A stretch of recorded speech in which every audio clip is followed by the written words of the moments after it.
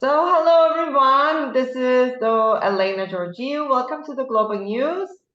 And this is the Trauma Recovery Series, the 5th episode. And it's about, as you can see in the background, it's about sleep time and sleep challenges. So before we begin, I want to introduce my wonderful guest that came to join me in this discussion. And I want to welcome David. Hello, welcome, David. Hello, how are you doing? I'm wonderful, and I'm really excited about this conversation. Right. Okay, let's welcome also Nicole. Hello, Nicole. Hi. Yes, I think it's an important topic to address, and I think more and more people are having more difficulties controlling their sleep, either falling asleep or waking up in odd hours of the night and not being able to get back to sleep. Yes, it's a very interesting and important topic today. So sleep challenges are when you have trouble sleeping at night. It may be hard to fall asleep or wake up several times throughout the night. It involves problems with the quality, the timing, the amount of sleep, which results in daytime distress and the ability to function. So we feel drained because we didn't have a good night's sleep. So we have all faced at some point sleep challenges. Unfortunately, sleep problems are common among children also, especially when they're young.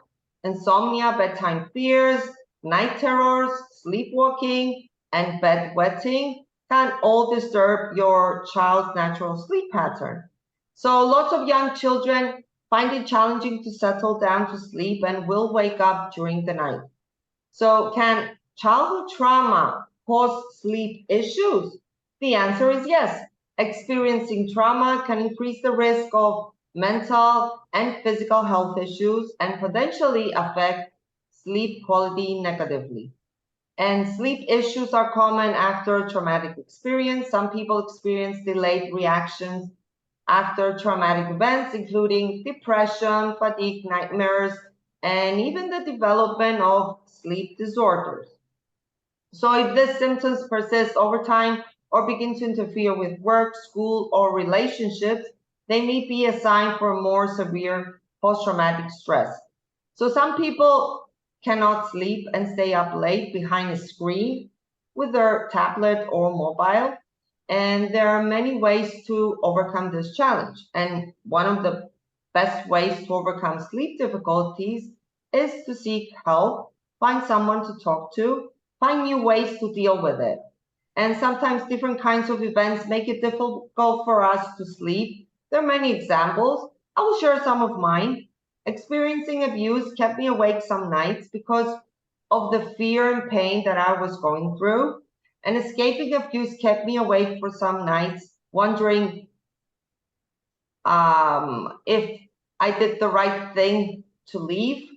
Divorce also can cause sleepless nights, wondering if it was right because my family came against my decision. So I felt that nobody understood me. So this caused me to have sleep difficulties. And I felt alone in this world at some point in my life, or breaking up from a long-term relationship I had with someone, a fight with a dear friend, my dad's death, and the emptiness journey I had gone through. And even when I obtained last year 2 important awards that kept me awake all night, feeling happy and joyful. So I received the news before bedtime, so I couldn't sleep because I thought I needed to celebrate after all I have been through and all the hard work I have done for my transformation. And that night, I didn't want to sleep because it was my choice not to sleep. So sleep is a matter of choice also. It's a choice to stay in pain, abuse, obey rules, feeling unhappy. All these are choices. So you either stay there and continue having sleep challenges or disorders, or you have other options to deal with it and be done with it.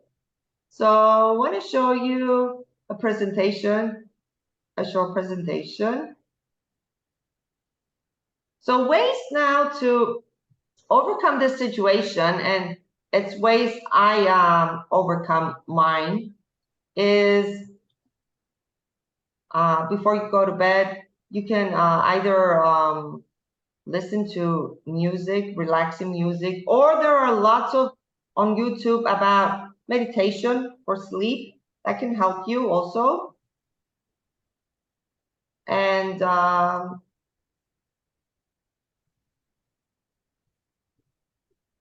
to relax before you go to bed, maybe there are lots of relaxing techniques you can do, or maybe just close your eyes, breathe, and then give thanks to the universe for all the wonderful things you have around you.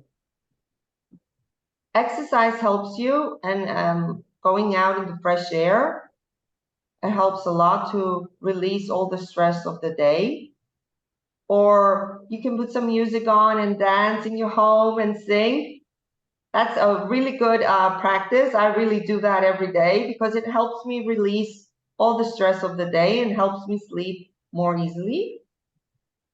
And the art of letter writing.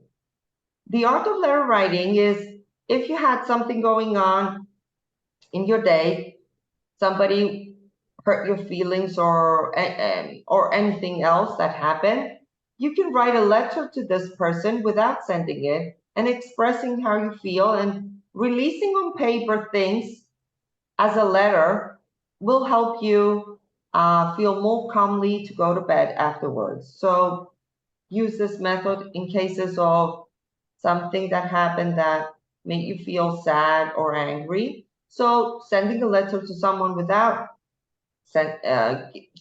writing a letter to someone without sending it is a really good practice.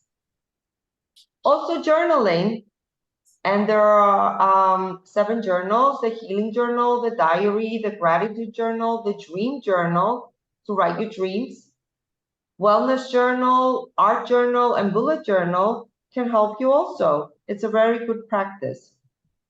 And for children, 4 journals: the diary, the gratitude, the art journal, and bullet journal that can have the days of the week so they can write their things they want to remember.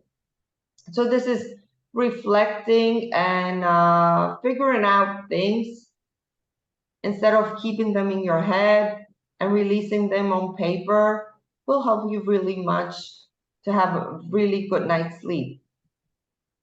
Or bedtime story for children, or for adults, you can read a book 2-3 pages before you go to bed.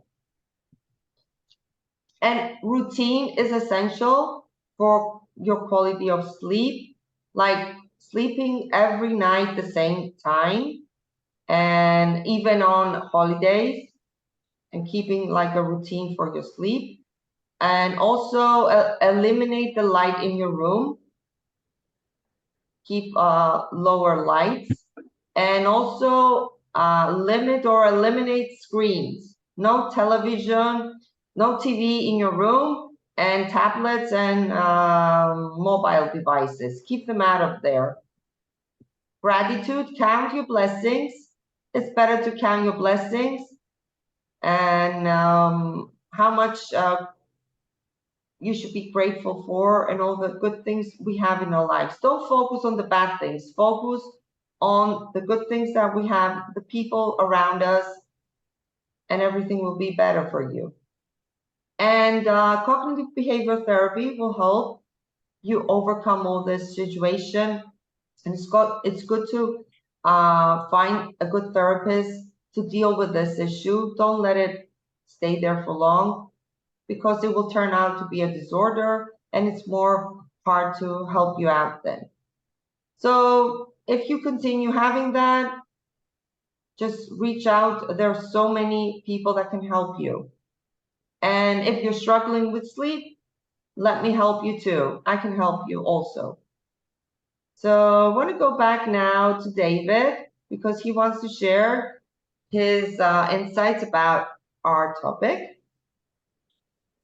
Yeah, well, it's interesting. Like you point to, there's so many great options there. We were discussing before we came online that pick one. right? You know, there's, you know, and that's the problem when we have so many choices. It's hard to make any choice at all because we think, well, and we don't, you know, we're overwhelmed by the amount of possibilities, so we end up doing very little or nothing. I think one of the last ones you pointed to, the second last slide, was around managing your light. So my bedroom, I don't have any lamps. I have candles on my nightside, but I have no lamps. No lamps next to my bed. And even when you go into the bathroom, I have a light over my tub and a light, of course, around the vanity. I turn the light over my tub because it's a lower light, and so when I go in to brush my teeth, I have low lighting in my bathroom. I have lots of candles in my house, so I use natural light. I turn nothing on unless I absolutely have to, maybe more in the winter time. But I try to enlist the aid of lots of candles rather than turning on lights themselves. And it's and what's interesting is that I spent some time in Nicaragua, and we're living out in the jungle, and of course there's only one electrical wire running through the entire village, so not very few places had lights. And in these tropical areas, it's nightfall would be about 6:30 p.m. and everybody went to bed because you're going to wander around the dark in the jungle, right? So everybody went to bed. And I found it kind of fascinating because we have access to light 24/7, we use that, of course, to be hyper productive. But everybody went to bed in the jungle at 6:30, around 7 o'clock, everybody was in their hammock, going on the way to sleep. And then they rose with the sun, or just as sunrise came up. It was very interesting to see they were living in the natural, like, circadian rhythm. They're living in the natural connection to the world around them. And it's, so we really struggle with light. Light is actually probably one of the biggest issues that we can contend with. Because yes, there's issues of, there's when, you should, not eat directly before you go to bed. There's lots of issues with eating and hydration and caffeine, like we were talking about earlier on, about caffeine consumption. And yeah, we're probably doing like 70 things wrong, right? But it's not a matter of fault. It's a matter of the world is so artificial that it's making it really hard for humans to function. So if you wonder why you're struggling, well, it's probably not necessarily all your fault. We live in a very artificial world. So we have to be hyper conscious about the things that we need to artificially put back into our lives to replicate a natural environment. As strange as that seems so counterintuitive. But so in my house at night, I have to mimic dusk. What happens when it becomes nightfall? Well, limit the amount of light. So again, you can have lights. There's actually lights you can get. I think they're called Philips Hue, and they're expensive, but the lights will actually change, and they'll change from bright light when you need it earlier on, and then they'll change color to an amber, and then they'll almost go to a red light right around bedtime, and you can time them. We have the same thing on our computer screens, right? You have the sunset mode, where the screen, I think it's built into Apple computers. But there's a software called Flux, F-L-U-X, and what the screen will do is it automatically tone down the blue light and it'll go amber to mimic the setting of the sun, right? So there's and so we understand that our body, the way it functions, where our brain functions in connection with light, and that we need to stay away from blue light. And so I think managing the light, getting the light turned down, keeping low light inside the house. And of course, technology is the biggest challenge, right? Because I can walk along my block here, in the evening, if I'm walking the dog, and I can see the flickering lights of the big TV on the screen. Everybody's watching television, and it's a challenge, right? Because that's become a form of entertainment. But again, that's the issue. You have to decide if sleep is really a big problem and you're suffering for it. Then you have to start making really, this is not meant to be derogatory, but making really grown-up decisions about what you're going to do with your health. Because if you lose sleep, you're really losing one of the most important things that you can do for your overall physical health. So they say if you keep somebody awake, like the prisoner of war camps, for example, if you keep somebody awake over an extended period of time, they'll go mad. They'll actually go crazy.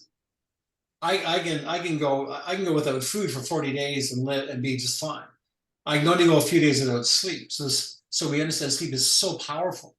And even, just to another point, when you're looking at, you're talking about traumatic experiences and the inability. I remember growing up, I would go to bed at 5:30 just to not have to run into my father.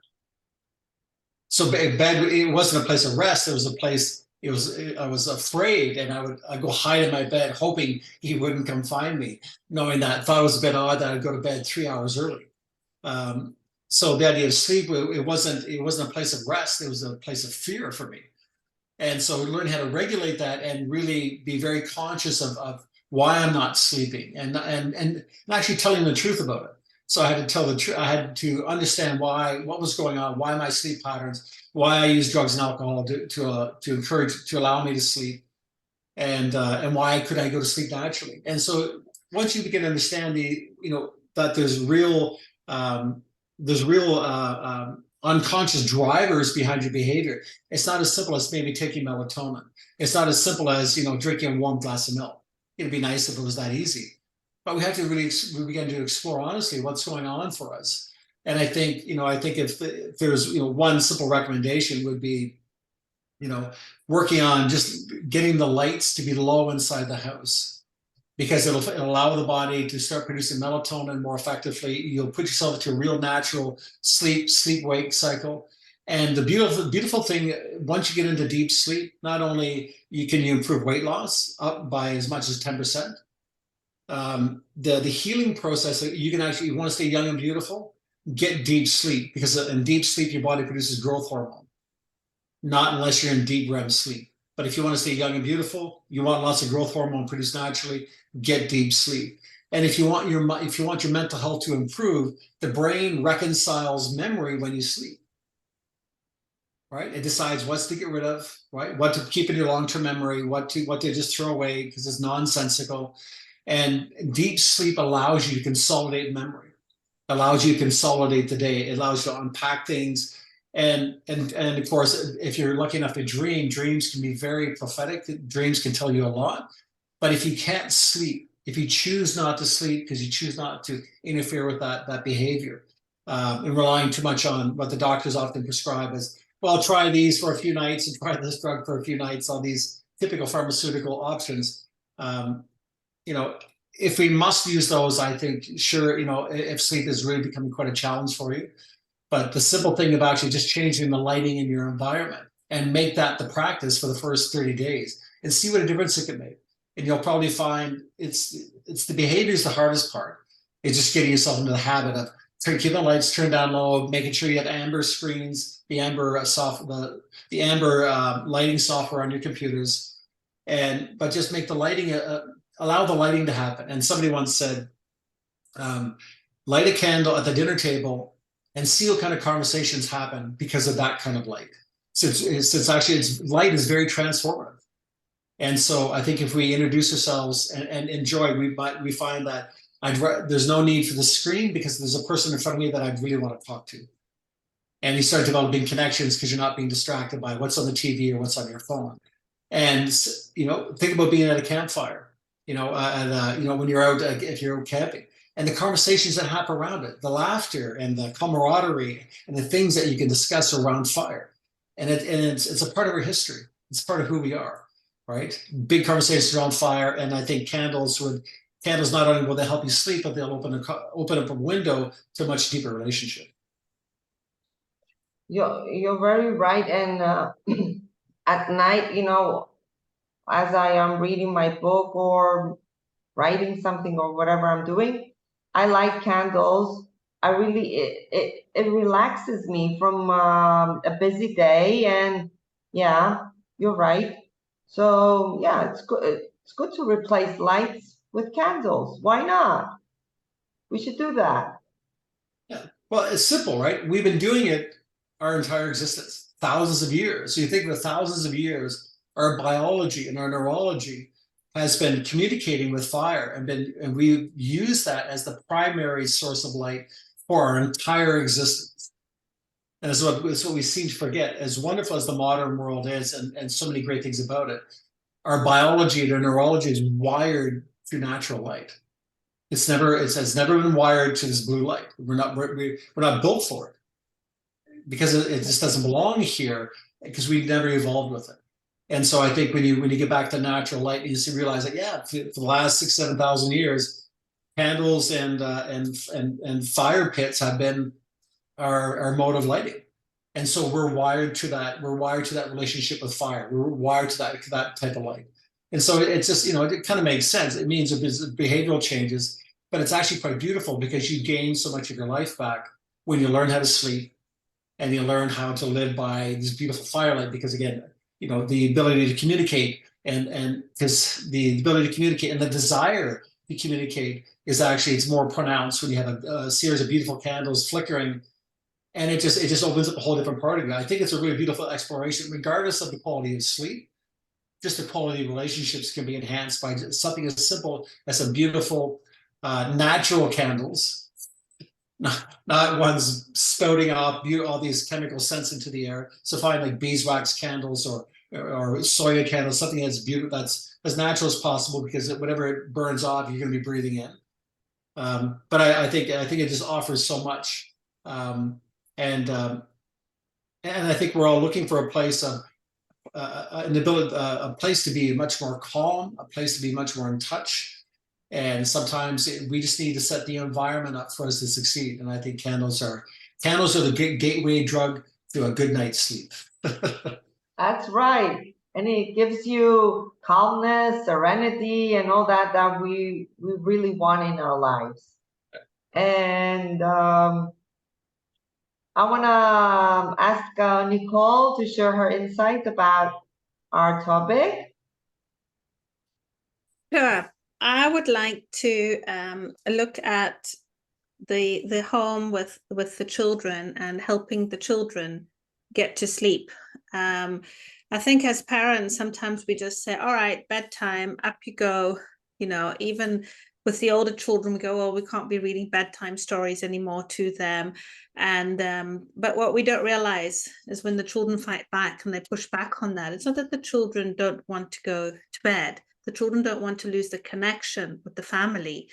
And that transitional stage of being all together in the living room, having eaten together, or just even if you're not together, just having the people around and being stimulated by your environment and what's going on. And then all of a sudden, we just cut it off and say, all right, up to bed, bedtime now. And that, I think, is when children start saying, oh, what can I do not to go to bed? I don't want to lose what I've got here. So I've got tonight some ideas that you can put into practice and to help the children get to bed. And, I'm going to try and cover a little bit all the ages to support you in that way. So I think when we take, even with the small children, we take them up and we read the story, and then you say, all right, okay, lights out now, give them a kiss. I love you so much. I love you to the moon and back. And the children go, oh, I love you too, and everything else. And then all of a sudden you switch off the light and out you go. Once again, they were there with you, and all of a sudden they're there alone. And it's at that time when they're alone that their brain is not being stimulated by outside things, is that they start thinking about all the fears, all the things that could possibly go wrong with them being alone in this room. So we need a bridging process at night.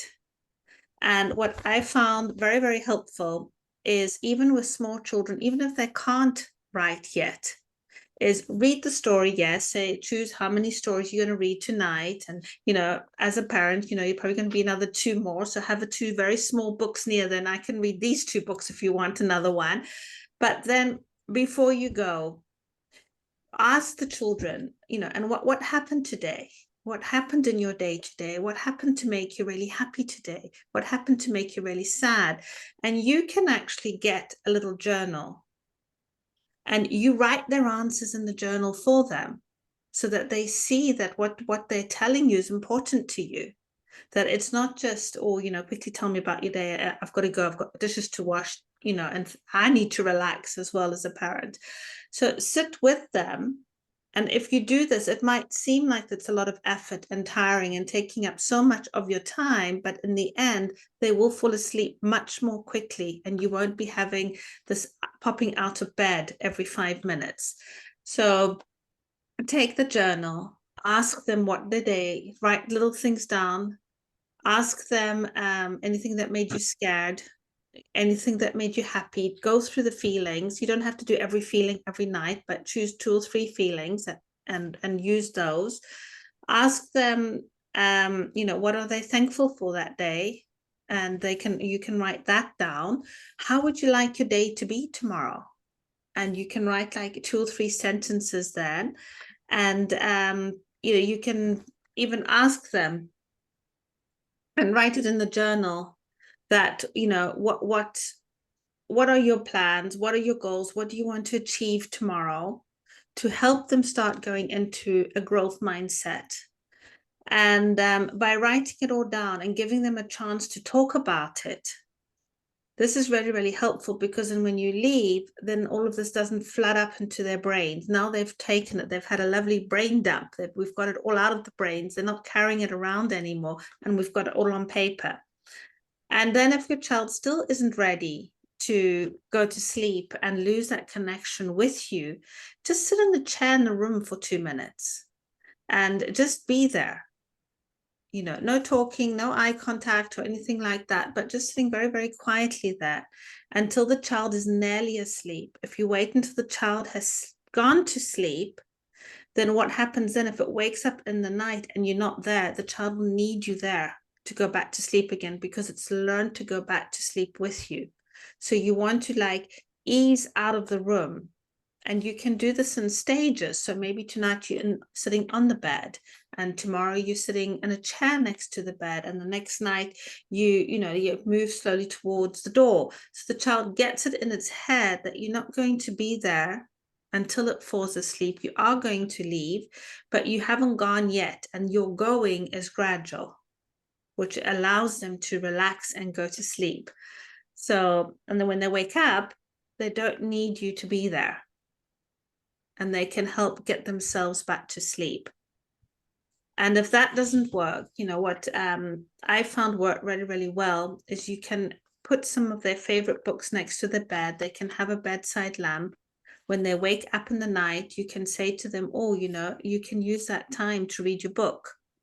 And they can switch on their bedside lamp and they can read their books, look at the pictures by themselves. Always let them know, obviously, if they're scared or frightened, that they can come and get you. But we want to try, and if it's just woken up because they're in a noise or something disturbed their sleep, that they can try and self-soothe a little bit and get back to sleep again.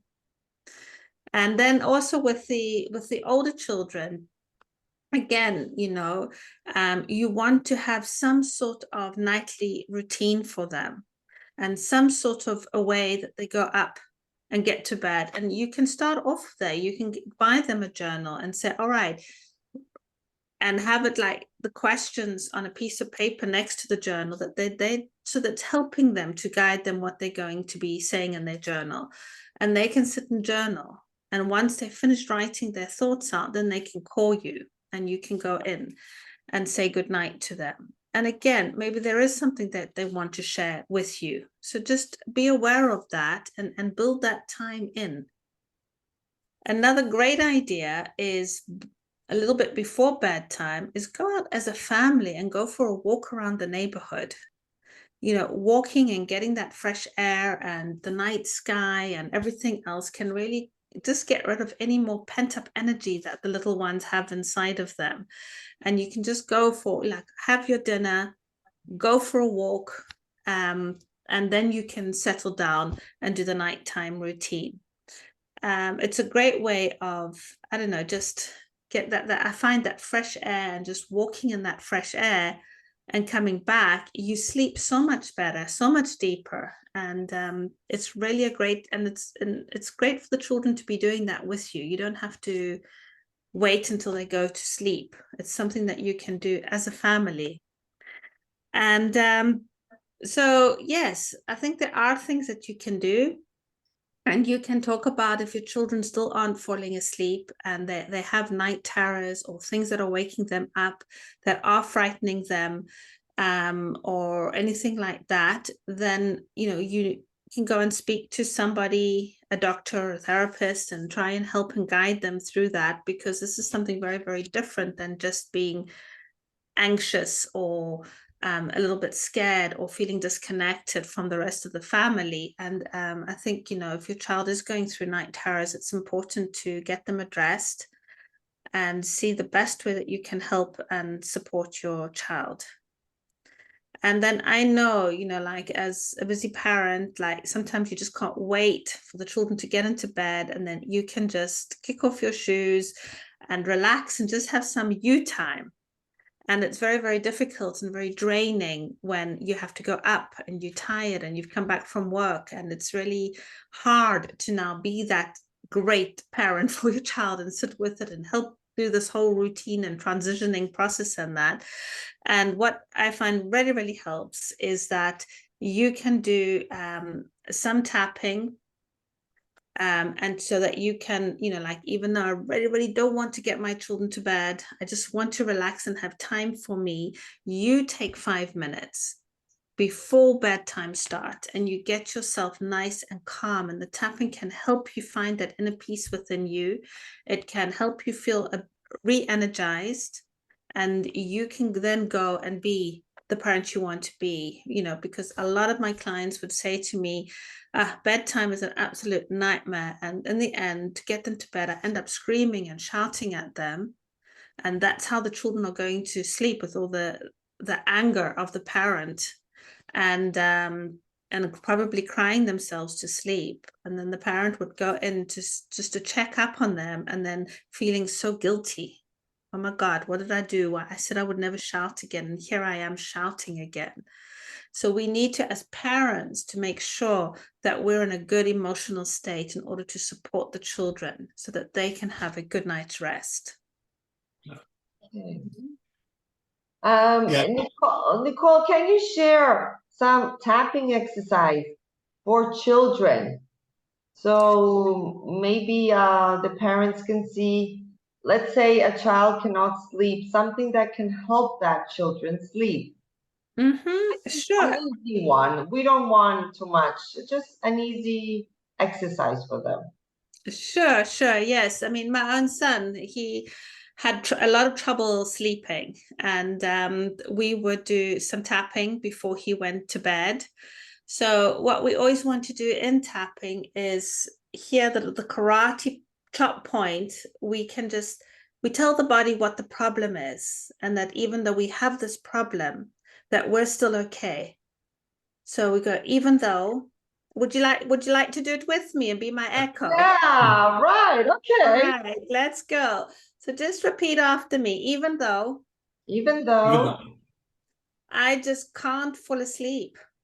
I just can't fall asleep. And I don't want to go to bed. I don't want to go to bed. I want to still play. I want to still play. I want to still be having fun with the family. I want to still have fun with the family. I'm a great child. I'm a great child. And I am so loved. And I'm so loved. All right. And we do this 3 times. So let's go. Even though I'm not ready to sleep. I'm not ready to sleep. I still want to play. I still want to play. And I don't want to go to bed. I don't want to go to bed. I'm still a great child. I'm still a great child. And I'm so loved. I am. And I'm so loved. Even though I really don't want to go to bed right now. I'm not ready to go to bed right now. I want to play. I want to play. I want another bedtime story. I want another bedtime story. I'm still a great kid. I'm still a great kid. And I'm so loved. And I'm so loved. I don't want to go to bed. I don't want to go to bed. I don't want to go to bed. I don't want to go to bed. Don't make me go to bed now. Don't make me go to bed now. I'm not tired. I'm not tired. I'm not tired. I'm not tired. And I don't want to go to sleep. I don't want to go to sleep. I don't want to go to bed. I don't want to I go to bed. And I don't want to go to sleep. And I I don't don't want to go to sleep. Okay. And take a deep breath in now.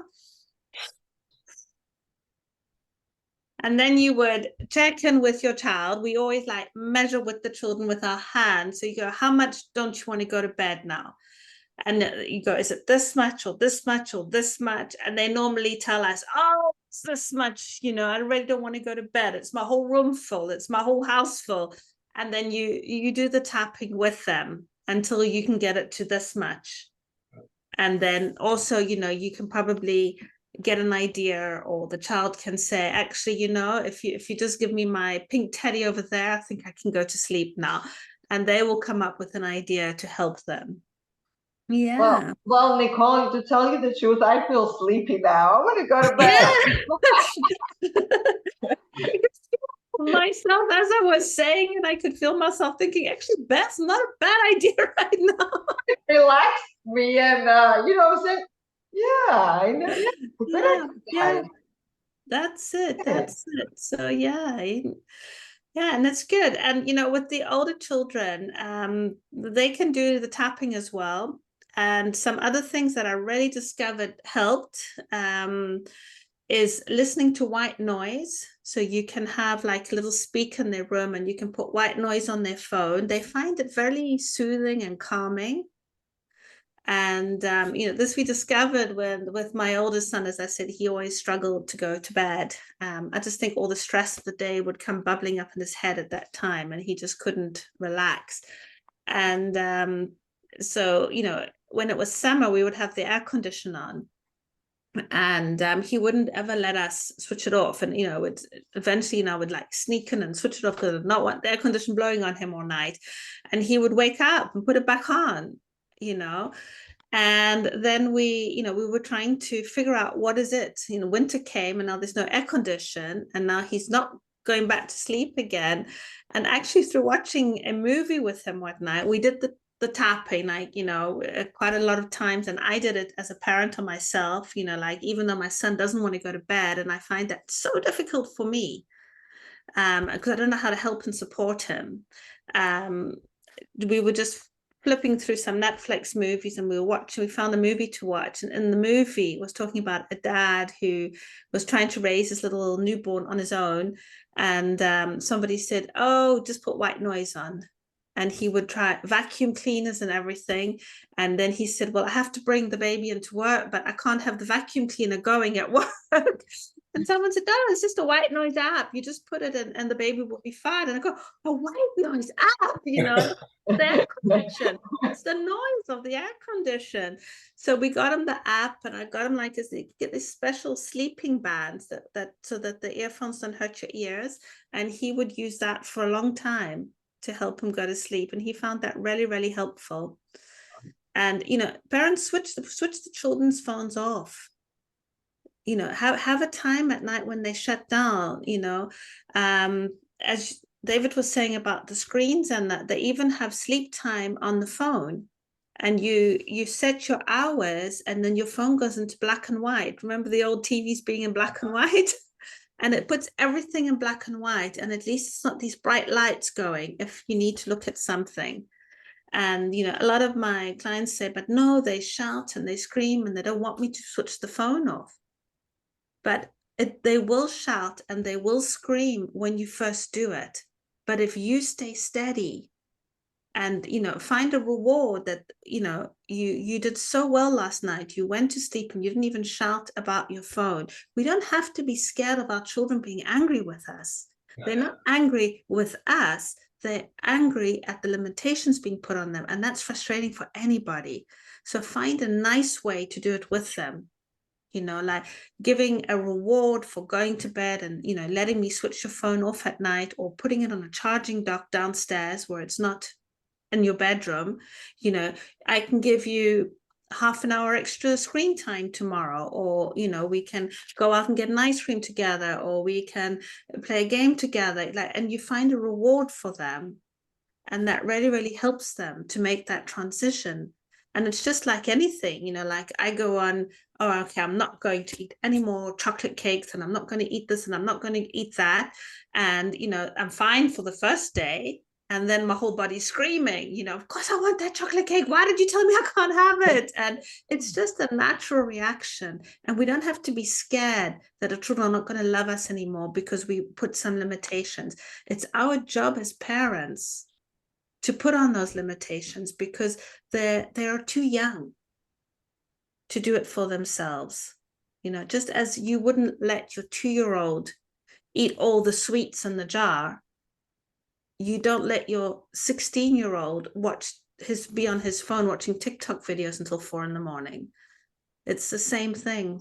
And yes, it's hard because when they had something and you suddenly take it away, there is that sense of resistance to change.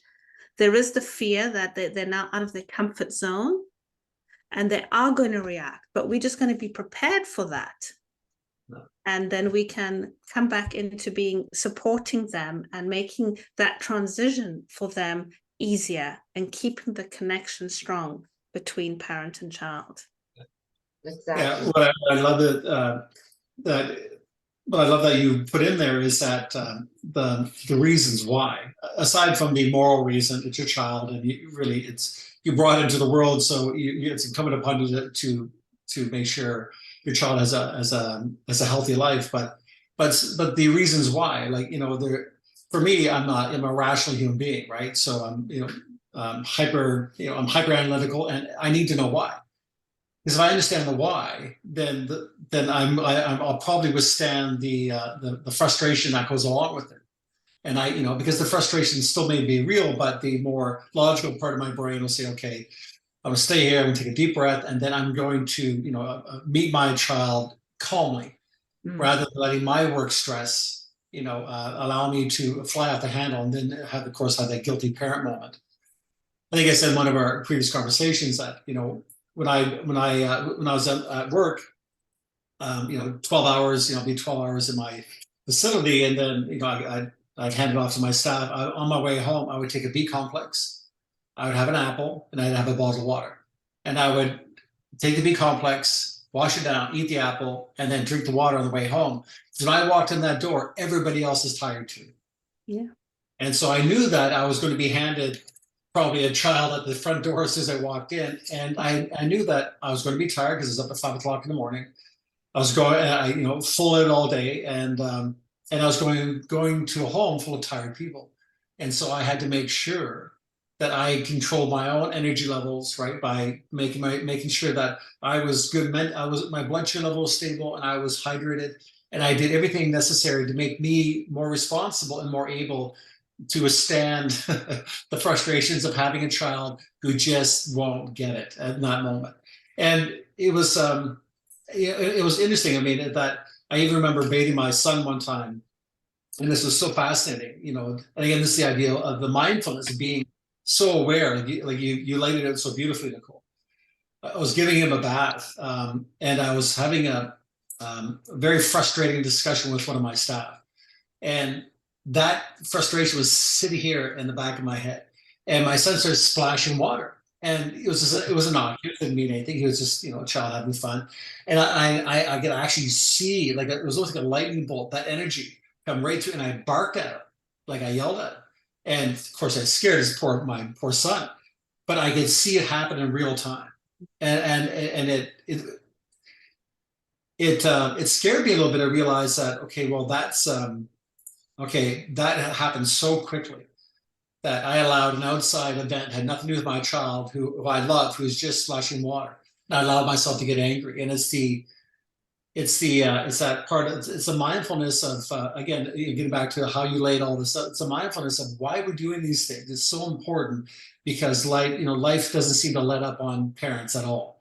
And if we're in an environment where you don't have support, if you don't have family that lives nearby, and brothers and sisters, or your own parents, and the support system is limited, then it's so much more important to look at your own self-care, because your child is only going to do as well as you are, and your self-care is paramount. Because if I'm emotionally distraught and stressed out and tired, and exhausted, I can't look after my child. My child's going to suffer for for my lack of self-care. And so whatever that looks like, however you can dial that in, but your suggestions were perfect, right? Just the understanding what's going on, so I can sit here and I can get myself to gather myself together before I go meet this little human who I love to death. And it's, and in the world of trauma and stress, one of the challenges I see currently is that the word trauma and PTSD and that language is so diluted in modern social media language, unfortunately. And so, there is real trauma and there is real PTSD. But there's also a lot of people that are unhealthy, exhausted, underslept, poor nutrition, dehydrated, disorganized. All those things don't help. And so I think that we can become much more resilient when we start to look after our own self-care. Because these little children, the little people that we brought into the world, they need us. And I think using, like I said, using those tapping techniques and being mindful of this is the process, and they're going to push back, and I need to make sure that whatever's going on inside of me, that I contend with it properly, and I can be with my child without the anxiety, the frustrations of my day, creating an unfortunate circumstance between me and my child. Exactly. It's like the fire drill. Remember at school when the alarm bell would go, and then the teachers told you, so when you hear this bell, you're going to do 1, 2, 3 things, and that's how we're going to get you all out of the school safely if there's a fire. And so this is it. As a parent, you need to be doing your fire drills. And my go-to is tapping, and because it just de-stresses me.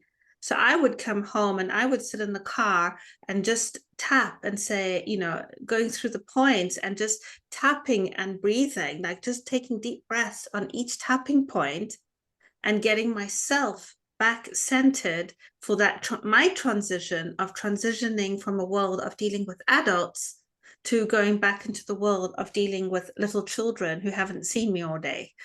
And you need your energy up. I think it's great that you got your dehydration going. You drank your water, your apple, which is so full of energy, and you took your vitamin B because you needed to be calm. Okay, so we can do tapping, like just get home and just sit and tap through the points and just breathe deeply on each tapping point, and then walk in the door, prepared to take on whatever's there for you. And as you do it more often, soon you don't even think about the children are draining me, the children are stressing me, the children are doing this to me, because you're taking care of yourself. And so now you're no longer allowing that to happen. Right. So the way you're going to be addressing your children, I mean, even if you need 5 minutes, you can talk to the children about that and say, as soon as I come home, I need great big hugs from you. And then I just need 5 minutes of me time, because then I can get energized, and then we can play this game, or we can do this together, or I'd love to hear your stories. And you can talk them through it. I find that if we talk to children and we do our little fire drills with the children, we prepare them for what we need. Right. They are so cooperative. They've only got kindness and goodness in them. And I mean, you can go tell a child, oh, I'm so sorry, but I ate all your sweets out of your sweet jar. I got really hungry in the night and I ate all your sweets, and I'm sorry. And the child will probably say, really, all of them? First just checking that there's nothing there, and you go, yeah, really, all of them. I'm so sorry. I mean, try it. Try this with your child and see their reaction. And then you go, I really am sorry about that. And the child will probably go, that's okay. Now, if we came home and the child had eaten all the sweets out of the sweet jar, would we say, oh, don't worry about it, that's okay? Right. So I think, as Elena always tells us, we've got a lot to learn from our children. And, it's just working with them, talking to them and saying, I need 5 minutes. and then I can be with you, and that they're probably more than happy to give you that 5 minutes. You know what I'm thinking of, it's just, based on the nature of these conversations and the idea of, the idea of dealing with trying not to allow our past to come up and generate impulsive negative behavior. And so it would be interesting to look at, because our brain is a pattern recognizing machine. That's what it loves to, it finds patterns because it's very economical. As soon as it finds a pattern, it doesn't cost me as much bandwidth to attend to it, right? And the brain is very economical. Mhm. So the patterns of behavior that we bring forward consciously with our children and helping them, establish these new routines and their willingness to do that, I can easily see where the mind taking that information, going backwards into our memories, into our stories, into our childhood, and reframing them. So just because it's the idea of being when I work with individuals in kind of mental health work, and we look at the idea of being present. Well, being present actually means there's something specific about it. It's a location. What am I present to? You have to define what being the present means. Because it's actually a location, and I find it's very ambiguous. So if I'm very present, meaning that, okay, as a parent, as an individual, this is how I want to be. So I'm choosing a state of being. And I'm choosing that state of being because I'm going to project it forward in my interactions with my child or my spouse, whoever I'm interacting with when I get home. But as I do it, I find the mind is a really interesting thing because there really is only the present, obviously. But what was interesting is that as I move forward these ideas, I'm trying to take these beautiful ideas forward into my day or into my evening. I'm also projecting it backwards. And so I'm growing the ideas expansively, both forward and backwards simultaneously, by being very clear what I'm present to.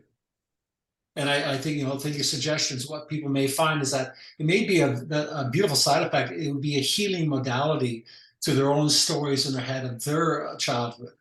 Because when you're attending to it consciously, the brain will recognize nobody did that for me when I was a child. My dad was an alcoholic, and my mom was afraid, and I used to go to bed, and so I think it'd be so therapeutic for the parent to really have this beautiful kind of a double whammy. Be willing to be the adult in your, take the responsibility for your children, for your own emotions. But in doing so, I can see a beautiful healing overflow happen inside your own psychology.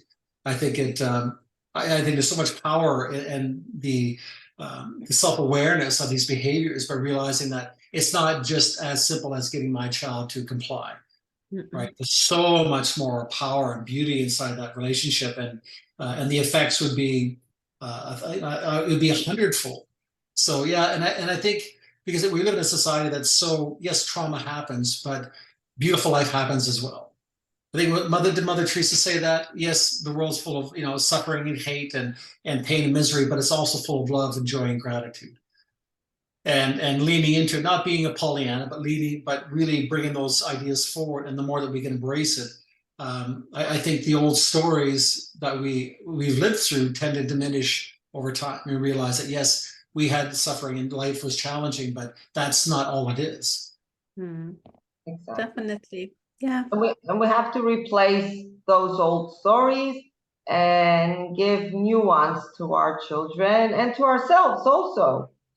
So I just want to say thank you. This was a wonderful discussion. And thank you to our viewers, and see you in another episode.